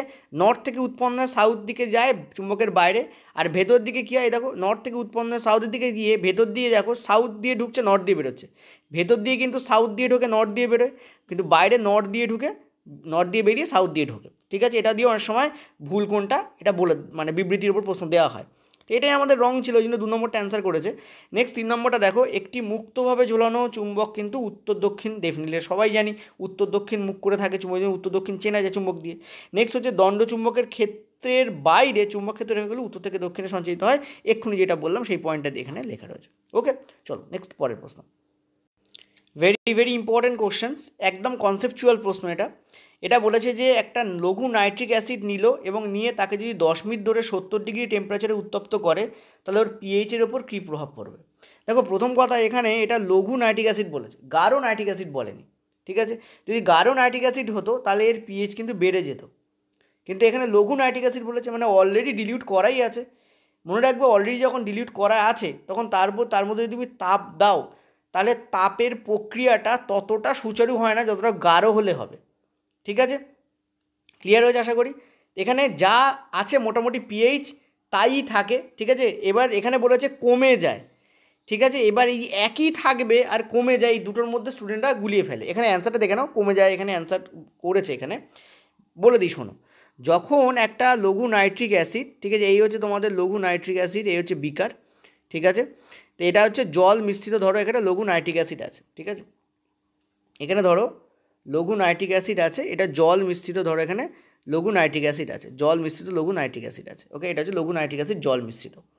এই জল মিশ্রিত লঘু নাইট্রিক অ্যাসিডের তলায় তুমি যদি একটা বার্নার বসাও, কি বসাও, একটা বার্নার যদি বসাও, একটা বার্নারকে যদি তুমি বসাও যেটা তাপ দিতে পারে। ঠিক আছে, একটা বার্নারকে যদি তুমি বসাও এবং সেই বার্নারটা যদি এখানে তাপ দেয়, ঠিক আছে, বার্নারটা যদি এখানে তাপ দিতে থাকে, তাপ দিচ্ছে, ধরো এই বার্নারটা হলুদ রঙের আগুন এখানে উৎপন্ন হচ্ছে, বার্নারটা তাপ দিচ্ছে, যদি তাপ দেয় এবং যদি সেটা 70 ডিগ্রি টেম্পারেচার হয়, মানে এই যে টেম্পারেচারটা এখানে বলেছে, কত বলেছে এখানে টেম্পারেচারটা 70 ডিগ্রি টেম্পারেচার বলেছে। ঠিক আছে, তাহলে এটা অলরেডি জলের মধ্যে আছে, মানে এটা ডিলিউটেড অর্থাৎ লঘু হয়ে গেছে, কনসেন্ট্রেটেড নয়। এই মুহূর্তে কী করবে, এর যে আয়নাইজেশন প্রসেস এটা ডেফিনেটলি দ্রুত হবে, কারণ তুমি তাপ দিচ্ছ। ঠিক আছে, এবং দ্রুত হওয়ার ফলে হবে যেটা, সেটা হচ্ছে এর পিএইচ, অ্যাকচুয়ালি নাইট্রিক অ্যাসিডের পিএইচ কত হয়, 1 থেকে 2-এর মধ্যে থাকে নাইট্রিক অ্যাসিডের পিএইচ, কারণ নাইট্রিক অ্যাসিড প্রচণ্ড তীব্র একটা অ্যাসিড। সো এর মানে এর যে পিএইচ হয় মোটামুটি 1-2 এই রেঞ্জে যায়। ঠিক আছে, মানে 1-2 রেঞ্জের মধ্যে থাকে। ঠিক আছে, তো যদি তুমি তাপ দাও, মানে নর্মাল সিচুয়েশানে তাপ দিলে খুব একটা চেঞ্জ হয় না। ঠিক আছে, কিন্তু এখানে বলেছে কমে যাবে, কমে যায় কারণ এখানে এই যে লঘু নাইট্রিক অ্যাসিড আছে, এই লঘু নাইট্রিক অ্যাসিড এর আয়নাইজেশন যে পদ্ধতি, আয়নাইজেশন কাকে বলা হয়, আয়নাইজেশন পদ্ধতি, দেখো এই আয়নাইজেশন ব্যাখ্যা করতে গেলে প্রচুর সময় লেগে যাবে। ঠিক আছে, মানে আমি তোমাদের বুঝতে তো পারছি নিজে, কিন্তু তোমাদের কীভাবে বলবো সেইটা ভাবছি, কারণ এটা একটু টাফ প্রসেস, একটু কনসেপচুয়াল প্রশ্ন এটা, একটু হায়ার লেভেলের প্রশ্ন এটা। ঠিক আছে, তো সেই জন্য আমি ভাবছি যে কীভাবে তোমাদের বলবো, ভালো করে বোঝো। নাইট্রিক অ্যাসিড ইটসেলফ, একটা জিনিস বলি, এই যে নাইট্রিক অ্যাসিড, ঠিক আছে, এটা তো একটা অ্যাসিড। অ্যাসিডের পিএইচ কী হয়, লো হয়, ইয়েস আর নো বলো। অ্যাসিডের পিএইচ কিন্তু কী হয়, অ্যাসিডের পিএইচ তোমাদের লো হয়। তুমি যখন এর মধ্যে জল দেবে তখন এর অ্যাসিডিক ধর্ম কমে যাবে। ঠিক আছে, এবং এর পিএইচ কিন্তু বাড়বে, তখন কী হয়, এর পিএইচ কী হয়, এর পিএইচ বেড়ে যায়। এবং জল দেওয়া অবস্থাতে এর পিএইচ একটা আছে, কিছু একটা অবস্থায় আছে। তুমি যদি এর মধ্যে ফার্দার আবার তাপ দাও, হয় যেটা, সেটা এটা ব্রেক করতে আরম্ভ করে, কিন্তু অলরেডি এটা ব্রেক হয়েই আছে, সেই জন্য খুব একটা এর পিএইচ কিন্তু বাড়বে না, নর্মাল যা থাকে তাই থাকবে বা তার থেকে একটু হালকা কমে যায়, এই জন্য এখানে কমে যায়, এটা অ্যান্সার করেছে। তোমরা এইভাবেই ব্যাপারটাকে নাও। ঠিক আছে, এর থেকে খুব বেশি ডিপ করে বলতে গেলে মানে অনেক বিক্রিয়া টিক্রিয়া লাগবে বলতে গেলে, সেটা বলতে গেলে একটু কঠিন হয়ে যাবে তোমাদের জন্য।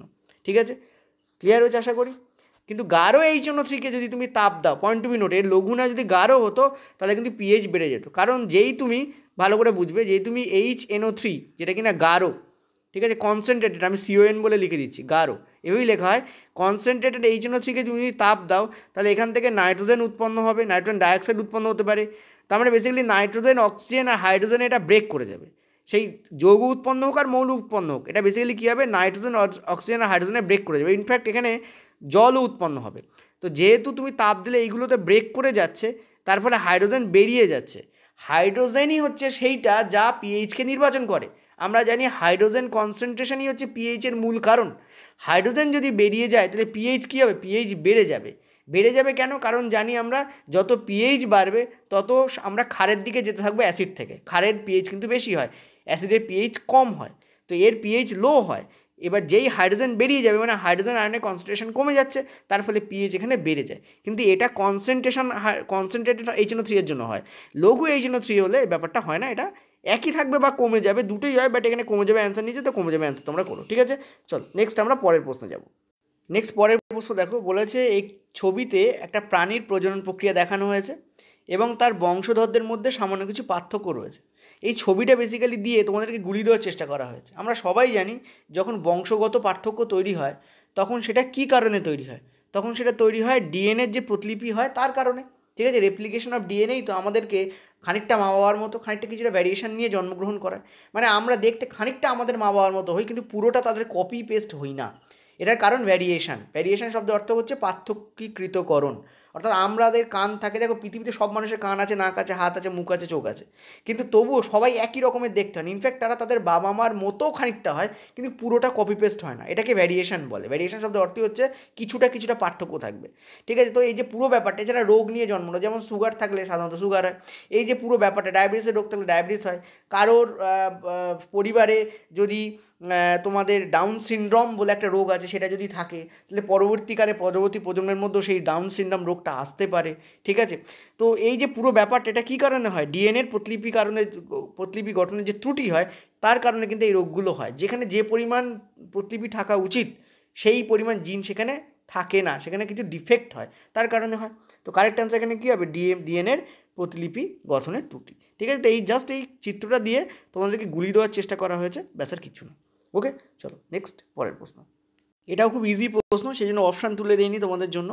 এখানে বলছে যে ডোবার্নিয়ানের মতে কি বলেছিলেন ডোবার্নিয়ান বলেছিলেন বেসিক্যালি যে তিনি একটা 3টে করে মৌল নেন এবং একটা করে ট্রায়াড তৈরি করেন। ঠিক আছে, তো প্রত্যেকটা ট্রায়াডে 3টে করে মৌল ছিল। উনি বলেছিলেন যে প্রথম মৌল আর তৃতীয় মৌলের যে পারমাণবিক ভর, তাদের যদি গাণিতিক গড় করি তাহলে আমরা দ্বিতীয় মৌলে পারমাণবিক ভর পাবো। এটা উনি বলেছিলেন, যেটা এই 2 নম্বরে লেখা আছে পরিষ্কার। ঠিক আছে, ব্যাপারটা একটু পরিষ্কার করে বলছি তোমাদের নেক্সট পেজে। চলো দেখো, 1817 সাল একজন জার্মান সায়েন্টিস্ট, ঠিক আছে, জার্মান, অ্যাকচুয়ালি উনি ছিলেন কেমিস্ট বেসিক্যালি। ঠিক আছে, জার্মান কেমিস্ট বলতে কি, যিনি কেমিস্ট্রি নিয়ে গবেষণা করেছেন। ঠিক আছে, জার্মান কেমিস্ট, তার নাম ছিল ডোবার্নিয়ার। ঠিক আছে, ডোবার্নিয়ার। তো উনি মৌল নিয়ে গবেষণা করছিলেন, করতে করতে উনি আস্তে আস্তে কী করেন, তিনটে করে পেয়ার তৈরি করেন বা ট্রায়াড তৈরি করেন। ঠিক আছে, তিনটে করে উনি কী করেন, উনি ট্রায়াড বা পেয়ার তৈরি করেছিলেন। ঠিক আছে, এবং উনি দেখলেন যে প্রথম যে মৌল যেমন ধরো এইটা যদি বলি, ক্যালসিয়াম, স্ট্রনশিয়াম আর বেরিয়াম, এই তিনটেকে দেখো। এই যে প্রথম মৌল আর এই যে তৃতীয় মৌল, এদের এই যে পারমাণবিক গুরুত্ব, ঠিক আছে, এই যে পারমাণবিক গুরুত্ব বা পারমাণবিক ভর বলতে পারো। ঠিক আছে, পারমাণবিক গুরুত্ব, পারমাণবিক ভর, এই পারমাণবিক গুরুত্ব, পারমাণবিক ভর, এদের যদি গড় করি, মানে 40.1 আর 137.3কে যোগ করে যদি 2 দিয়ে ভাগ করে দিই, এদের দুটোর যদি গড় করি, তাহলে আমরা মাঝেরটার কাছাকাছি পৌঁছে যাব বা মাঝেরটা পাবো। সেরকম উনি ক্লোরিন, ব্রোমিন এবং আয়োডিনকেও চিহ্নিত করেছিলেন। উনি দেখলেন যে এই দুটোর গড়, এটা আর এটার যদি গড় করি 35.5 আর 126.9, এদের যদি আমরা গড় করি তাহলে আমি মাঝের ভ্যালুটা পাচ্ছি।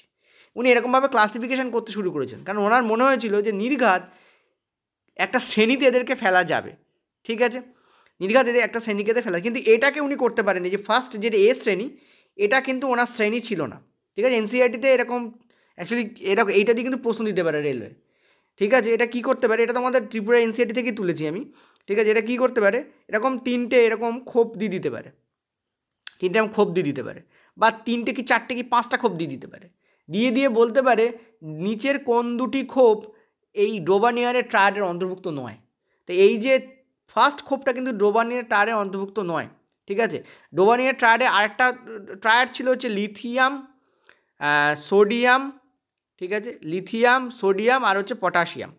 ঠিক আছে, লিথিয়াম, সোডিয়াম আর পটাশিয়াম। লিথিয়ামের সংকেত Li হয়, সোডিয়ামের সংকেত হচ্ছে Na হয়, আর পটাশিয়ামের সংকেত হচ্ছে K হয়। ঠিক আছে, এটা উনি চিন্তা করতে পেরেছেন। এটা 7, 23 আর 39, এইগুলোও কিন্তু মুখস্থ রাখবে, কারণ ডাইরেক্ট পড়ে। কিন্তু 7 আর 29কে যোগ করে তুমি যদি 2 দিয়ে ভাগ করো, তুমি 23-এর কাছাকাছি পৌঁছে যাবে।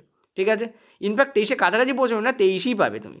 7 দেখো, 7 + 39 করো, আর গড় করতে হলে কী করতে হয়, যতগুলো তত সংখ্যা দিয়ে ভাগ করতে হয়, একটা দুটো ততগুলো অবজারভেশনকে ভাগ করে দিতে হয়, 2 দিয়ে ভাগ করবো, কারণ দুটো আছে এখানে। তো করলে তুমি দেখো এখানে 23 পাবে। ঠিক আছে, ইয়েস আর নো বলো। তো 46 হবে, তোমার 23 পাবে। ঠিক আছে, তো উনি এইভাবে ভেবেছিলেন যে ক্লাসিফিকেশান মানে পুরোটাকে করা যায়, বাট উনি পারেননি। উনি অ্যাকচুয়ালি এই 3টেই ট্রায়াড বার করেছেন, একটা দুটোরই 3টে ট্রায়াড। ঠিক আছে, চলো নেক্সট, পরের প্রশ্ন। দেখো একটা পরের প্রশ্ন বলছে, একটি সমগোত্রীয় শ্রেণীর পরবর্তী সদস্যের একটি কার্বন পরমাণুর সঙ্গে কতগুলো হাইড্রোজেন পরমাণু তোমাদের কি বলেছে যুক্ত থাকে। ঠিক আছে, ওকে, নিজেরা অ্যান্সার করো। আর এটা তোমাদের কারেক্ট অ্যান্সার, অর্থাৎ 2। কীভাবে হয় দেখো, আমরা যদি মিথেনকে দেখি, ঠিক আছে, METHANE, আচ্ছা বাংলা লিখছি, চলো আমরা যদি মিথেনকে দেখি, ঠিক আছে, মিথেন, ঠিক আছে, এবং তারপরে যদি আমরা ইথেনকে দেখি, এই সমগোত্র ইংরেজি হচ্ছে হোমোলোগাস, ঠিক ইংরাজি রেল কিন্তু হোমোলোগাস শব্দটা দিয়েও কিন্তু তোমাদের দিতে পারে। হোমোলোগাস, সমগোত্রী মানে হচ্ছে হোমোলোগাস, মানে এক জাতীয়।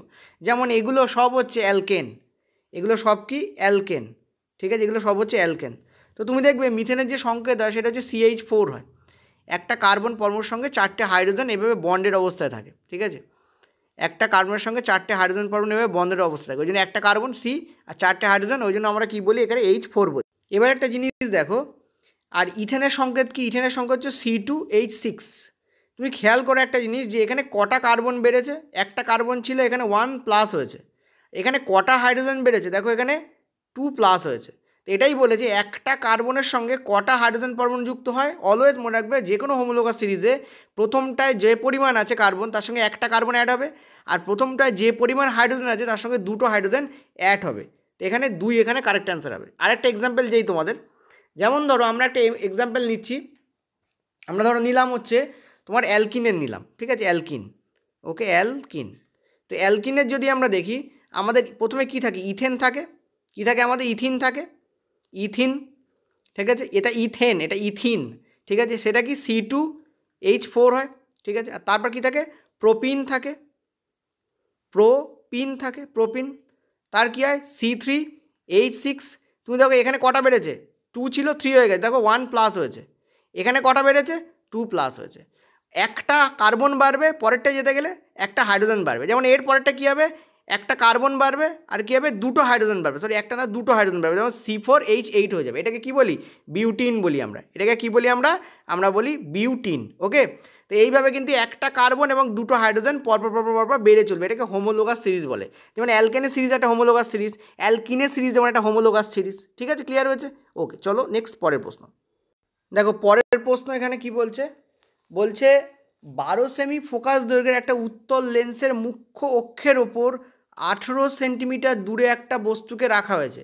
লেন্স দ্বারা সৃষ্ট বিবর্ধন বলো এবং প্রতিবিম্ব কী হবে সেটা বলো।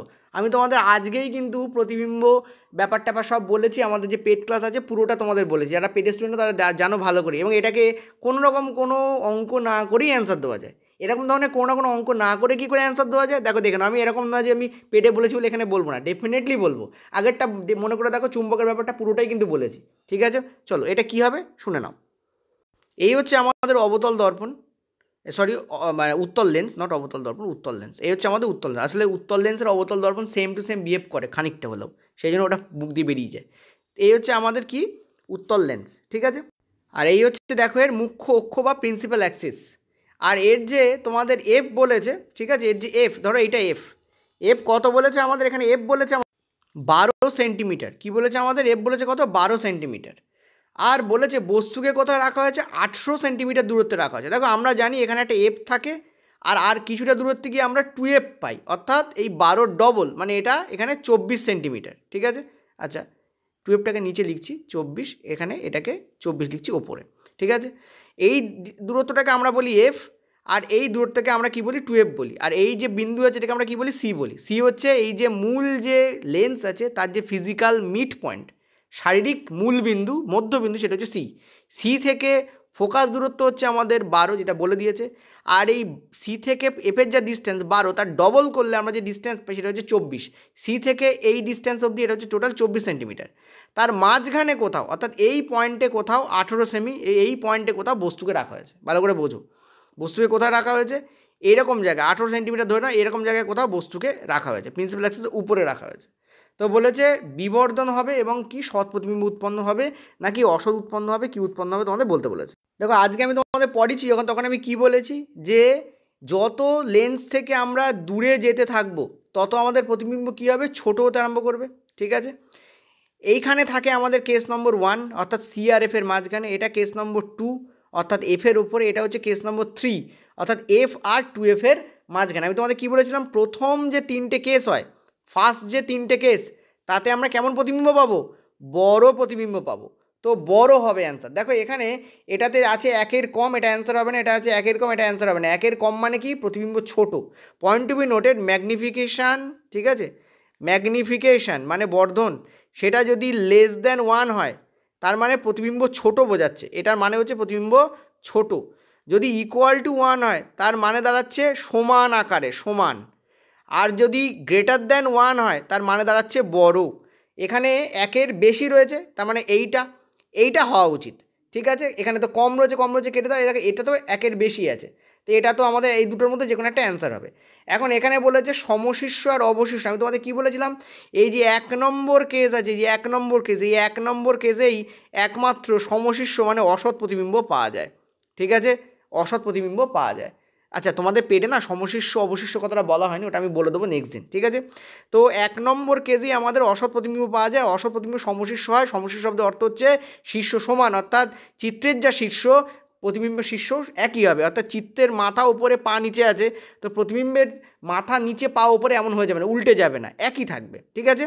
আর বাকি সব কেসে এখান থেকে 2 নম্বর থেকে শুরু করে টোটাল 6টা কেস হয়, যে বাকি যে আরও যে কেস রয়েছে 2, 3, 4, 5, 6, সেই সব কটা কেসে আমরা সৎ প্রতিবিম্ব পাই, তাই না? আর সৎ প্রতিবিম্ব কেমন হয়? অবশিষ্ট হয়। তো কারেক্ট অ্যান্সার এখানে এটাই হতো, ঠিক আছে। কারেক্ট অ্যান্সার এখানে কী হতো? এটাই হতো। তো না কোনো কিছু সলভ করে আমরা উত্তর দিতে এখানে ইজিলি পারতাম। ক্লিয়ার হচ্ছে? জাস্ট অবস্থান দেখে 3 নম্বরে অবস্থান করলে, অর্থাৎ এফ এবং 2F এর মাঝখানে অবস্থান করলে প্রতিবিম্ব হবে সদ। সদ মানে হবে অবশিষ্য, মানে উল্টে গেছে, এটাকে বলে উল্টে যাওয়া। অবশিষ্ট শব্দ অর্থ হচ্ছে উল্টে, মানে শীর্ষ নিচে, মানে নিচে মানে উল্টে যাওয়া। আর এর ম্যাগনিফিকেশান হবে একের থেকে বড়। ক্লিয়ার হয়েছে আশা করি। চলো নেক্সট, পরের প্রশ্ন। আরেকটা জিনিস এখানে ইম্পর্টেন্ট, যেটা একটু বলে দিই, ঠিক আছে, একটু বলে দিই। সেটা হচ্ছে এই যে পয়েন্টটা, অর্থাৎ 2F এ রাখলে কিন্তু ম্যাগনিফিকেশান হবে ইকুয়াল টু 1, তার মানে ম্যাগনিফিকেশান হবে সমান, অর্থাৎ প্রতিবিম্ব আর বস্তু দুটোর আকার সমান হবে, কিন্তু অবশিষ্ট হবে, উল্টে যাবে। প্রতিবিম্ব এবং বস্তুর আকার সমান তো হবে, কিন্তু উল্টে যাবে, কারণ এই 1 নম্বর কেস ছাড়া বাকি সব কেসে উল্টে যাওয়া প্রতিবিম্ব পাওয়া যায়। এইখানে একমাত্র অসৎ মানে সোজা প্রতিবিম্ব পাওয়া যায়, ঠিক আছে, বোঝা গেল? ওকে, একবার রিভিশন দিয়ে নিও, আমার তো প্রচুর ক্লাস আছে লেন্সে, তোমরা পেয়ে যাবে, ফ্রিতেই আছে, ঠিক আছে। চলো নেক্সট, পরের প্রশ্ন। এটা হচ্ছে আজকে আমাদের লাস্ট প্রশ্ন। কি বলছে দেখো, 15 সেমি ফোকাস দৈর্ঘ্যযুক্ত একটি অবতল দর্পণের সামনে একটা বস্তুকে 30 সেমি দূরত্বে রাখা হয়েছে, তো গঠিত প্রতিবিম্ব কী হবে? দেখো 2F-এ, মানে এখানে অ্যাকচুয়ালি 2F হয় না, অবতল দর্পণ বলেছে, মানে সিতে, অর্থাৎ সেন্টার অফ কার্ভেচার, বক্র কেন্দ্রে যদি তুমি কোনো বস্তুকে বসাও, একটু আগেই বলেছি, তাহলে সমান আকারের প্রতিবিম্ব পাওয়া যাবে। কেমন আকারের প্রতিবিম্ব পাওয়া যাবে? সমান আকারের। কিন্তু সেটা কেমন হবে? সেটা হবে তোমাদের সৎ প্রতিবিম্ব, ঠিক আছে। তো অ্যান্সার দেখে নাও, এখানে অ্যান্সার হবে তোমাদের সৎ প্রতিবিম্ব, এই যে সৎ বলেছে, ঠিক আছে। সৎ এবং অবশিষ্য, কারণ সৎ প্রতিবিম্ব উল্টো হয়, ওই জন্য অবশিষ্য। সৎ প্রতিবিম্ব কোনোদিনই সমশিষ্য হয় না, সেই জন্য সৎ অ্যান্সার হবে আর অবশিষ্ট অ্যান্সার হবে। যদি তুমি একটা অবতল দর্পণকে আঁকো, তাহলে এইটা যদি আমাদের এফ হয়, ঠিক আছে, এখান থেকে এই ডিস্ট্যান্স যদি এক্স হয়, তাহলে ডবল ডিস্ট্যান্স, মানে এইখান থেকে এইটুকু হচ্ছে যদি 2x নাও, তাহলে এই ডিস্ট্যান্সে থাকে হচ্ছে সি, ঠিক আছে। আর এফের ভ্যালু আমাদের বলেছে 15, তাহলে এইটা হয়ে যাবে 30, কারণ এর ডবল ডিস্ট্যান্স 30। আর সি এর ওপরে যখন তুমি কোনো বস্তুকে বসাচ্ছ, এই যে সি, ঠিক আছে, জাস্ট মিনিট, এই যে সি, এই সি এর ওপর যখন তুমি কোনো বস্তুকে বসাচ্ছ, তখন সিতেই প্রতিবিম্ব উৎপন্ন হবে। 1 নম্বর কথা, সিতে বসালে প্রতিবিম্ব সিতেই উৎপন্ন হয়, কিন্তু প্রতিবিম্ব উল্টো উৎপন্ন হবে, মানে এইটা কী হবে, এখানে উৎপন্ন হবে কিন্তু এটা উল্টে যাবে, ঠিক আছে। এটা কী হবে? এটা এরাম হবে, উল্টে যাবে, জাস্ট উল্টে যাবে। উল্টে যাওয়া প্রতিবিম্ব কী বলি? সৎ প্রতিবিম্ব বলি। আর সৎ প্রতিবিম্ব মানে রিয়েল ইমেজ, আর রিয়েল ইমেজ সবসময় ইনভার্টেড হয় বা অবশীর্ষ হয়, ঠিক আছে, অবশীর্ষ হয়। ওকে, এটা বাংলা পায় বটে। এই হচ্ছে আমাদের টোটাল আজকে ডিসকাশান ছিল, ঠিক আছে। আরও কিছু প্রশ্ন ছিল, টাইমের অভাবে করতে পারলাম না। নেক্সট দিন তোমাদের সেই সব প্রশ্নগুলো নিয়ে আরও একটা শিফট সময় চেষ্টা করবো, 30 থেকে 40 কোশ্চেন্স তোমার যাতে করিয়ে দেওয়া যায়। ওকে, থ্যাংক ইউ।